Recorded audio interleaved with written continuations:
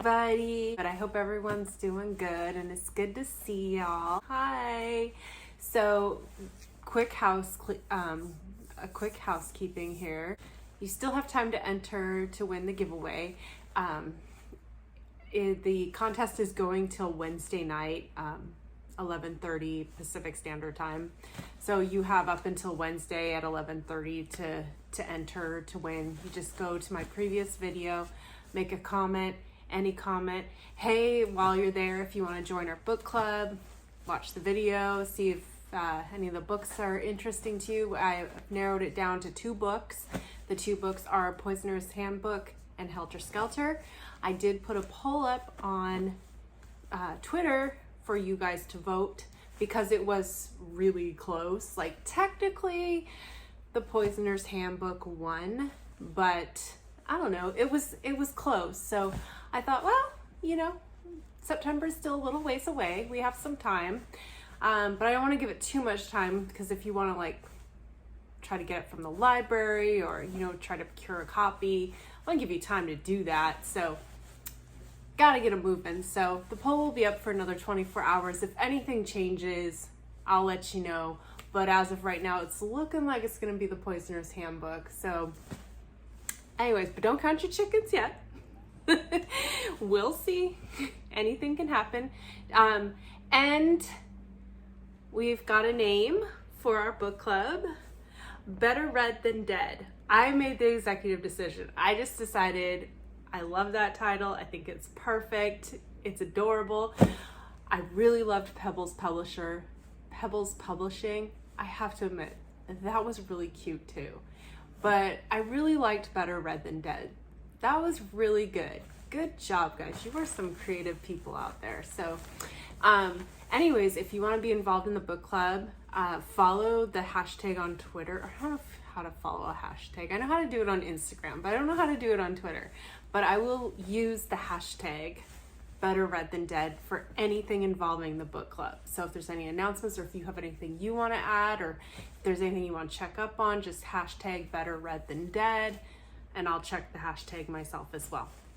So with that, so that's all out of the way. Yay. As far as Chantal goes, I mean, I'm just a broken record. The girl needs therapy at minimum. Nothing's gonna change unless she gets serious help. Like, she really buckles down and gets some real help. It's gonna be rinse and repeat. I will say, whenever she's like reaching out and she like feels like, oh my God, it's over, I can't do it anymore, I will reach back, because how many times I did it myself too. It's unreal how many times I was like, I can't do this anymore, you guys, I need help. And then like the next day I was like, nah, I'm okay. And everyone's like, but you were just like, you were crying to me about how you were at rock bottom and you were done. I was like, yeah, it's not that bad. And people are like, okay, seriously? So I get it. I do. I understand. And I'm not nearly as frustrated as some people, because I'm like, yeah, I lived it. I understand.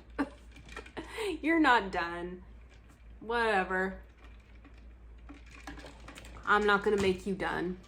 There's nothing I'm going to say that's going to change your mind. You know, the only thing that I think I would say to her is, yo, get professional help. You can't do this on your own. You can't do this by yourself. It's too much. As far as everything else, like with Shannon, and is she really being abused? I don't know. I have no idea. I don't even know if I want to speculate. If I see why people think she is being abused, and I also see why other people think she's not being abused, and both make perfect sense to me. And I don't know, I don't want her to be being abused, but maybe she is at some level being abused, but I don't know what extent it is. He could just be a dick, you know?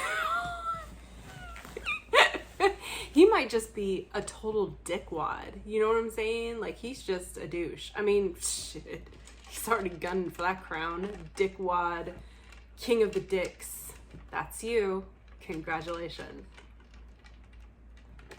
So, I mean, he could just be a huge douchebag. Maybe he's not as abusive. I don't know. I mean, I think there can be different levels of abuse. But again, it's like, I don't know. I'm not sure. I mean, I had strange bruises on me too. And a lot of the times it wasn't, I mean, yes, I did get hit. In my relationship, I was hit. My relationship wasn't as dangerous because I think he wanted me gone too, but I think we were just so toxic for each other that we just didn't know how to walk away. And then when the opportunity presented itself, it was like, oh yes, thank God, yes, bye. And it was kind of a mutual thing, maybe more him than me. I mean, I don't know. I think abuse isn't always cookie cutter too. I think there's different levels of abuse that can happen. And I also think there's a toxic relationship that is definitely occurring right now. I believe the relationship is incredibly toxic. I'm not entirely sure he doesn't pass her around to his friends. I feel like that's what he does. I don't know why she wants to do that. It's gonna lead to a lot of issues later. If she already has enough issues, she doesn't need any more issues. Doing stuff like this is not gonna make it any easier on you. It's just gonna add more trauma. And I don't appreciate the trauma dumping that she does on her channel. I think it's highly inappropriate. I did hear the comment about how she beat anorexia or whatever smart ass thing she said, and it's just like, what's new? She's always saying something inappropriate. She's always saying something offensive. She's always saying something that's just tone deaf, you know. And it's like you feel like you need to go out there and apologize on her behalf, like to the community, to those of you with true eating disorders. I just want to say I apologize on behalf of this fucking bitch human being. I'm sorry. You know, she's disgusting. We don't claim her.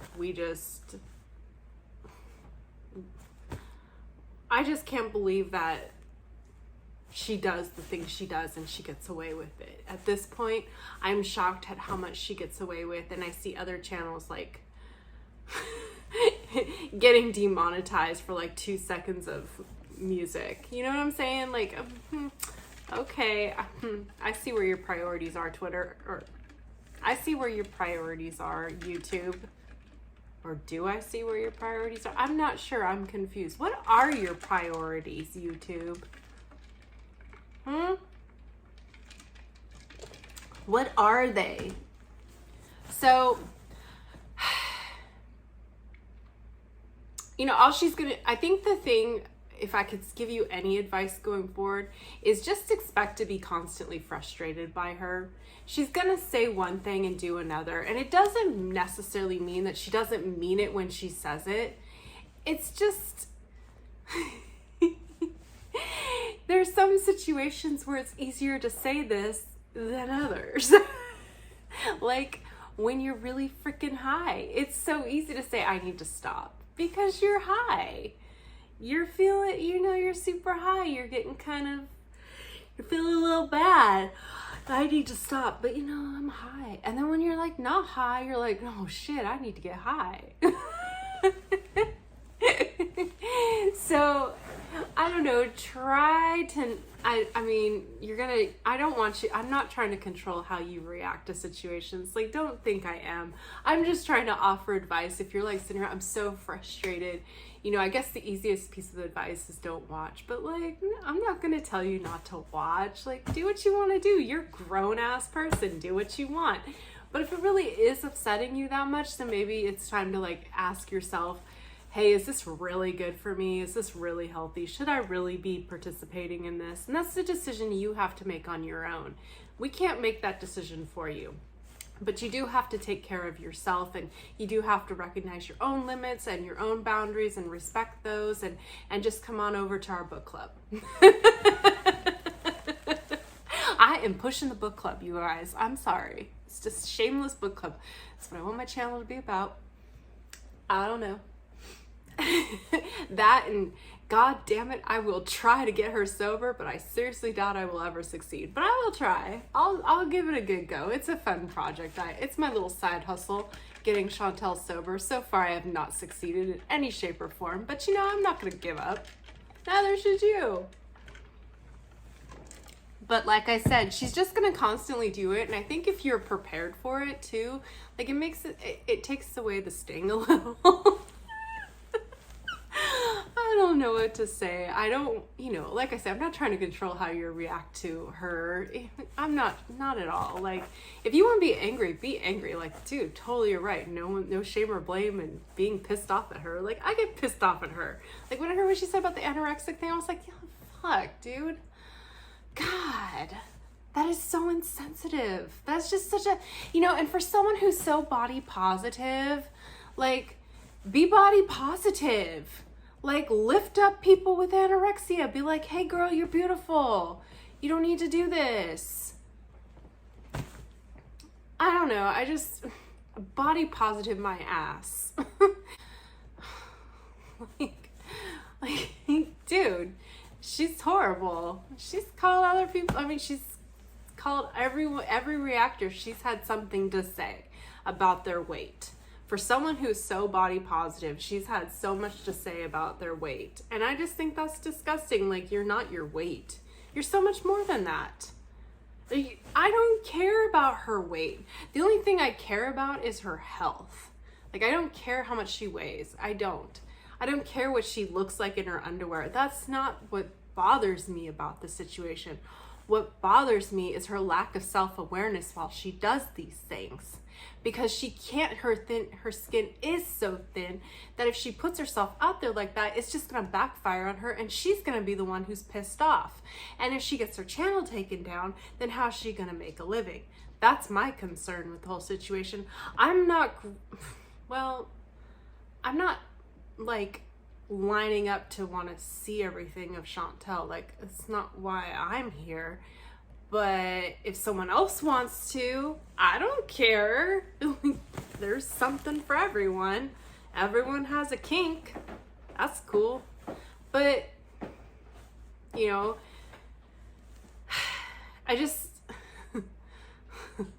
don't think she thinks it through, and that's what concerns me. Like, you want to flash your bra on a live stream?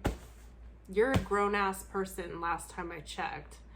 So that's fine, do that, but be prepared to accept the reactions you receive when you do these things. And I don't think she thinks that through. And I know she's been saying, like, she's been having open chats and she's been saying, oh yeah, like, it's fine, I don't care. No, you do care. You always have. That's your thing. You're very thin-skinned. And so I get confused as to why you would put yourself in situations where you're going to get hurt. Like, people saying the things they say is hurtful. Like, there are just people out there that just get on the internet and they specifically go to hurt your feelings because for whatever reason they suck. There's just people like that. I don't know why they do that. Do you need a hobby? Is this your hobby? It's not a very good hobby. You don't have anything else to do with your time other than just go into people's comments and be like, you're fat, you're ugly. Like, okay, cool. Thanks for sharing. But, I mean, it affects her. It does. It hurts her. But, and I know she's trying really hard to, and I could see that I think she's trying to make an effort to not be so thin-skinned about things. I could see her trying, but at the same time, like, some people do say some stuff that even I'm like, that's really rude. Like, you don't need to be that rude. Like, come on. You can cleverly troll her. I don't know the motives behind Shannon doing what she's doing. I don't know Shannon at all. I don't know. But it seems a little messy to me, in my opinion. It seems like, I don't know. Like, I do think that maybe she does like the attention she receives. Like, and hey, not that there's anything wrong with wanting attention. I just think the attention is misguided. I think it's nice to get all this attention and maybe get all this traction on your Twitter and people are noticing you in live chats and stuff, and that's cool, but you also have to think about why they're noticing you and why they're talking to you, and is this how you want to be noticed? Is this how you want people to know you? And to consider the, what's in the, being a good friend. Like, is this really me being a good friend to Chantal, or is this me just chasing clout? And I think those are questions only she can answer. And I think the best thing I can do is just be like, hey, it's not my problem. Like, you two want to be friends. If this is how you want to conduct your friendship and both of you are okay with this, go ahead. What do you want me to say? I'm not going to say anything. It makes for great entertainment for me. Gives me content. So, hey, keep going. I mean, fine.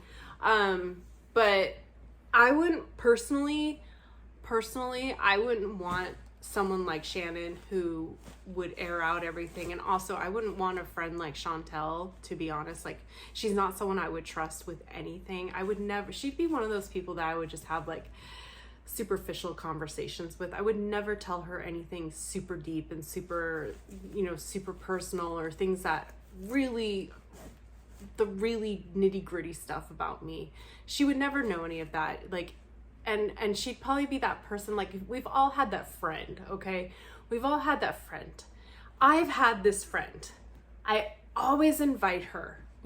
She's just a person, like numerous people throughout my life. She's that person. You invite her, but you know she ain't gonna go. But you invite her because you did your part. You reached out. Like, you always, like, you had a party, you had a housewarming, bridal showers and everything. You always invite this person. You know she ain't coming. Even though she'll say in the beginning, oh yeah, I'll totally be there. You know she's not coming. You know she's not.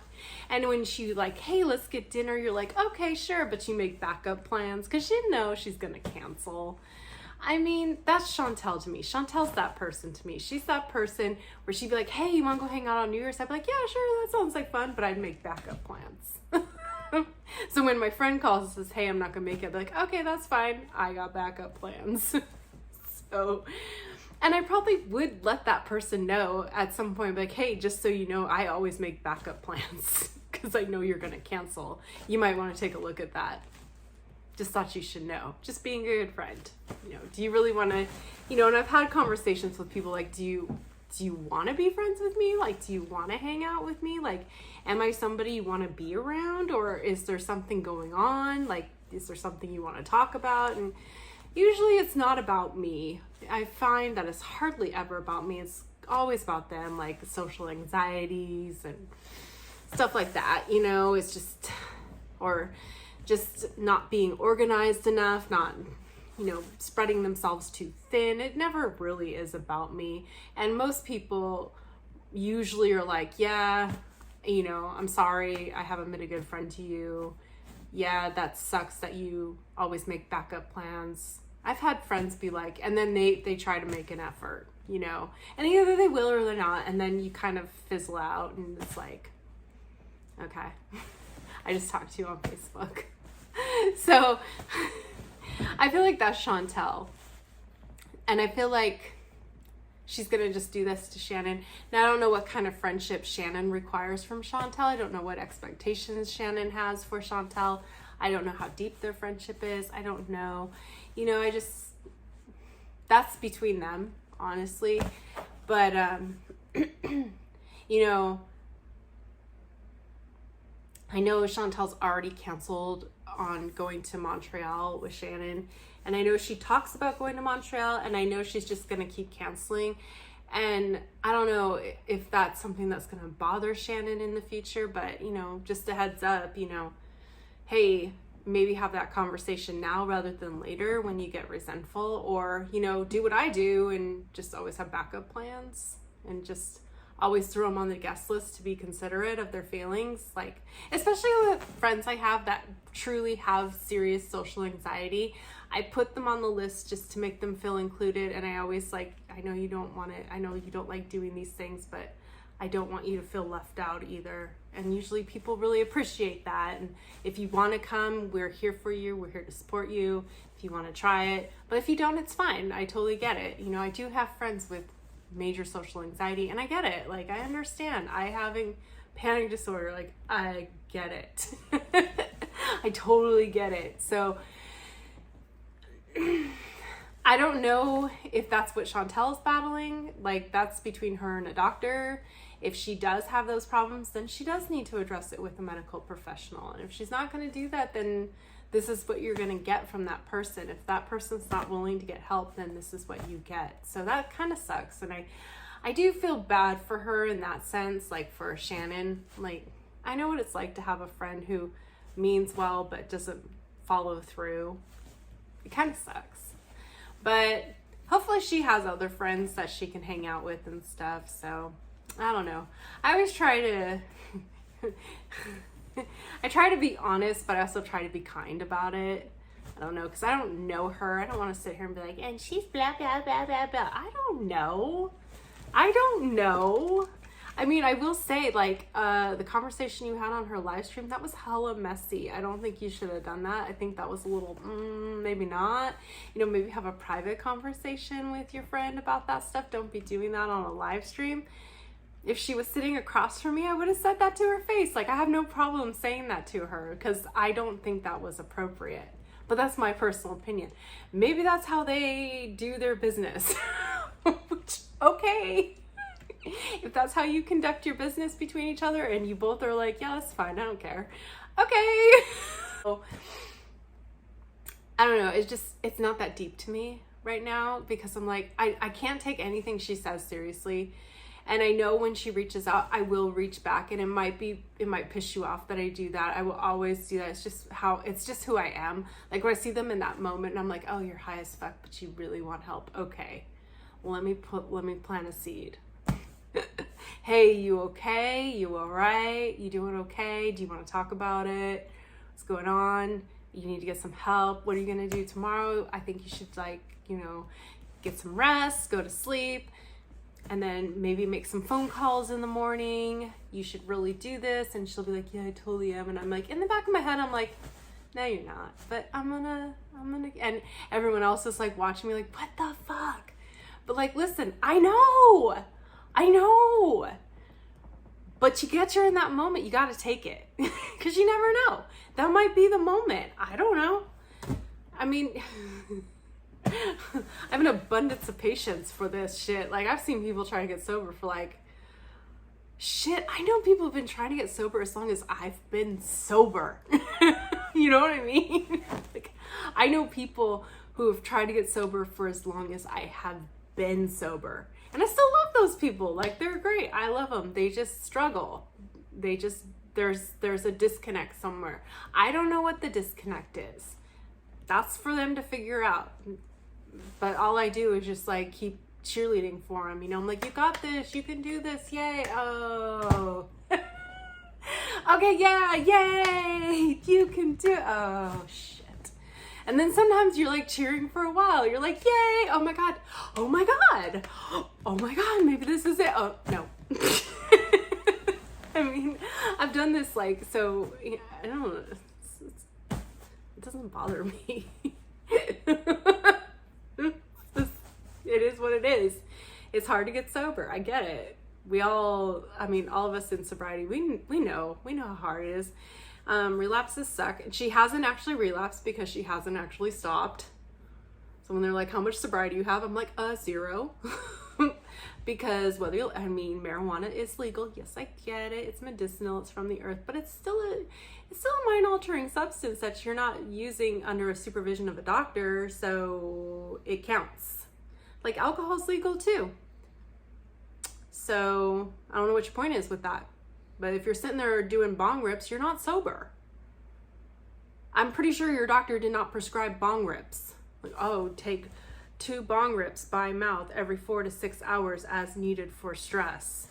No, I know your doctor didn't do that. So no, you're not sober. You're self-medicating. It is what it is, but you ain't sober. So don't bullshit me on that. Like, I got no patience for that shit. Like, oh, I smoke weed, but I'm sober. Oh, you're not sober. You smoke weed. That's not sobriety. Unless your doctor's prescribing it and you're taking it under direct supervision of your doctor, it's not sobriety. You're only out is if your doctor prescribes you the marijuana.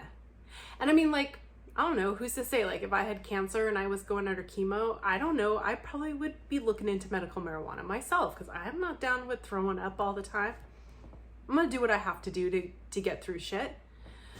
But, like, I'm not gonna sit there and take it upon myself to do bong rips all day, every day, and be like, oh man, I'm sober. No.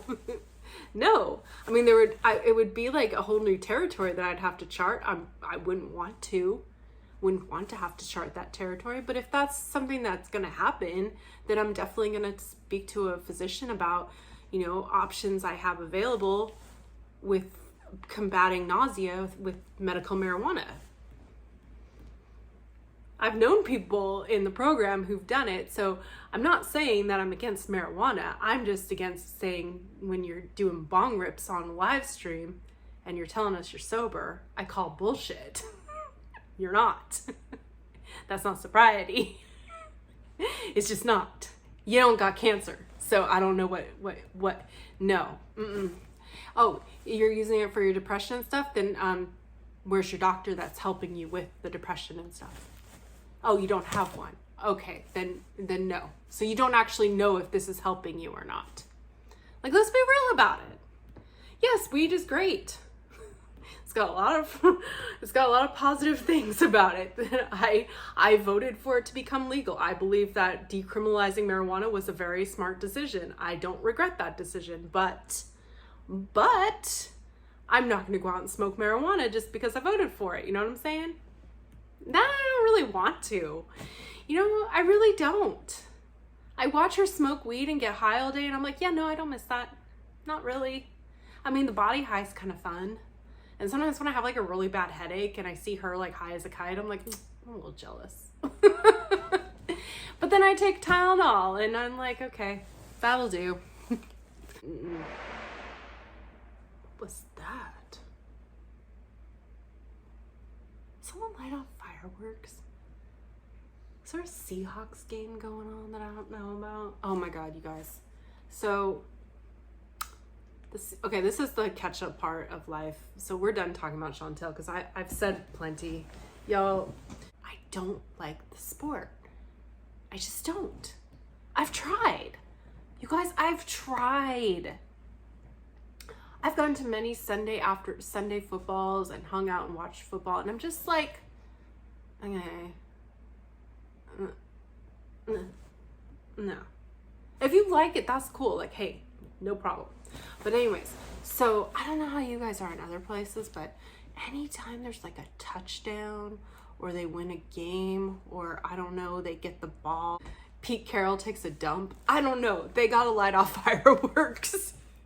Like, they're always lighting fireworks. And here's the thing, it's fire season. So it's not appropriate. Like, can we not burn down what forest we have left? Thanks. And it's illegal here in my area where I live. It's illegal to have fireworks, and especially like there's a burn ban because everything's on fire and it's smoky out. It's not as bad as it could be a lot worse. It could be a lot worse, but it could be a lot better. And people like want to light off fireworks after every freaking touchdown, and it's so obnoxious because I'm not watching the game, and the next thing I know there's like fireworks going off. I'm like, what day is it? Is it Sunday? Okay, there's a game. Okay, all right. Fuck. But it's just obnoxious. It's like I feel like you get held hostage by super fans. Like I feel held hostage. Like, oh, okay, so we're on your schedule today. I don't know, it bugs me. It just rubs me the wrong way. Like I have no problem like having like if people were out like watching, like, okay, my neighbors could be in the middle of the cul-de-sac watching the football game and screaming and yelling and you know, that wouldn't bother me. But it's the fireworks when everything is bone dry that bothers me. It's just a lack of self-awareness and a lack of respect, and just, it really bugs me. Like, go ahead, enjoy the game, have fun. Like, yeah, it's great. I'm glad you enjoy football. That's great. Can you just not light off fireworks? Please. That's all I ask. Just chill with the fireworks. Okay, rant over. Anyways, happy football season. Yay. And lastly, I was gonna say I finished a book, and since we're a book club, I thought I'd tell you about the book I read. I read 56 Days. Thumbnail. So okay, you guys. So I canceled my book of the month because I have way too many unread books. So I was like, okay, this is getting ridiculous, and I should really like save more money, Oh, if they decide to sponsor me. Hey, book of the month. You want to sponsor me? I'll give books for free. I don't need books, but God, that's so tempting. But anyway, so this was my book of the month. What month was this book? July. Oh, so this is recent. This is my July book of the month. Okay, good for me. So this book, I picked this one because of a couple of things. Number one, it took place in Dublin, and fun fact, I was supposed to be in Ireland this week. Obviously I'm not, but that's okay. Ireland's got to do what Ireland's got to do to combat COVID, and I respect that. So instead I'm going to go South Dakota. I'm really excited. It's going to be fun. Anyway, so I picked this book because I was like, number one, it's about Dublin. When you can't go to Dublin, you might as well read about Dublin. Am I right? 2, it's a thriller. And 3, it's about the coronavirus. Like, it's about being in lockdown and someone, what is this? So I'll just read the synopsis. Sierra and Oliver meet in a supermarket queue in Dublin and start dating the same week COVID-19 reaches Irish shores. I was like, is it too soon? I don't know. We'll find out. When lockdown threatens to keep them apart, Oliver suggests they move in together. I'm like, well, okay. I mean, these are crazy times. Makes sense. I mean, why the heck not?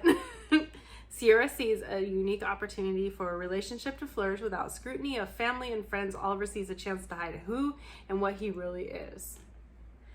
Detectives arrive at Oliver's apartment to discover a decomposing body inside. Can they determine what really happened, or has lockdown created an opportunity for someone to commit the perfect crime? Okay, listen.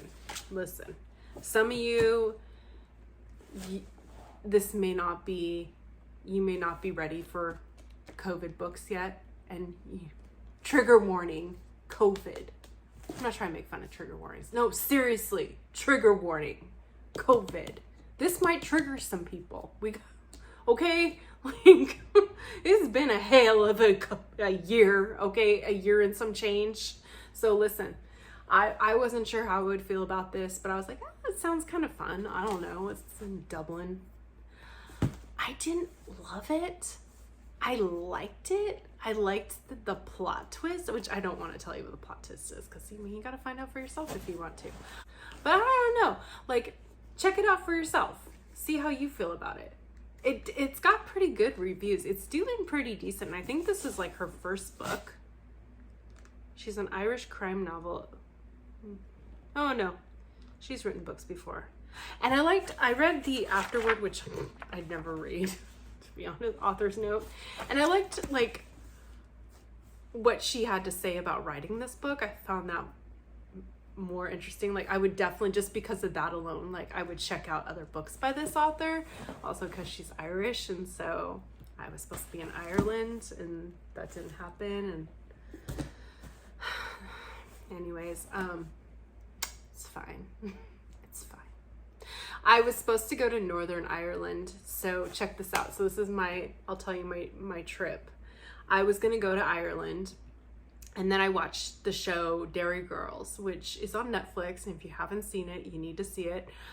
I swear it took me a few times, like they're speaking English, I swear, but it was so hard to understand them. But once I got the lingo, like I swear it took me a couple times to watch a couple episodes over and over again. And then once I really got it down, I was like, okay, I get it. Okay, I got this. Like it is like kind of like low-key learning a little bit of a new language. Because there's this Irish slang is just a lot. But I was watching the show, and it takes place in the 90s, during the hard times. Is that what this is called? The hard times with Northern Ireland. Like they all live in the free dairy during everything that goes on, and it's so heartwarming and hilarious, and it will make you cry a little, make you shed tears. It's just so real. And like I grew up during that time. I was I went through so much of the similar stuff that the girls are going through, where it's like I totally relate, and the music is amazing. I like fell in love with the Cranberries all over again. I was like, oh my god, I love you guys. I love the Cranberries so much. Thank you. The music is amazing. Like they have so many great 90s songs that they play. It's just chef's kiss. And then it's just so heartwarming and cute. And they're gonna do another season. But they haven't, obviously, because COVID. So I was like, screw it, I'm gonna go to Northern Ireland. Fuck it. Fuck Republic of Ireland. I'm going to Northern Ireland. That sounds like fun. And it was great too, because I actually know someone from Northern Ireland, and he was just like, he literally was like, when you go, let me know, I'll tell you where to go. He's like, he's from Belfast, so he's that guy that when he comes over to parties at my house, like all my single girls are like, who's that? Who's that? And I'm like, oh, that's Sean. Is he single? No, girl, I'm sorry, he's not single. Oh, shit. And I'll be watching the show, and I'll be like messaging him, like, catch yourself on. And he's like, what? What are you talking about? I'm like, I'm watching Dairy Girls. He's like, oh yeah, it's a good show, isn't it? Get yourself on. He's like, stop. Just stop. So that's a show you should check out. You need to watch that show. And I need for Ireland to open up, because now that I'm thinking about Ireland, I'm sad because I'm not there. Anyways, I feel like my ring light's heating up, so I should probably get off. Anyways, that's it for now. Everyone have a good night. Don't forget to comment on the previous video and vote on your book and stuff, and all that stuff, and don't light fireworks and all that jazz, and whatever I said about Chantal. Yep. Okay. Yay. All right, I'm gonna go edit this and get this up for you, because I've been kind of lazy, and it's fine. Anyways, everyone have a good night.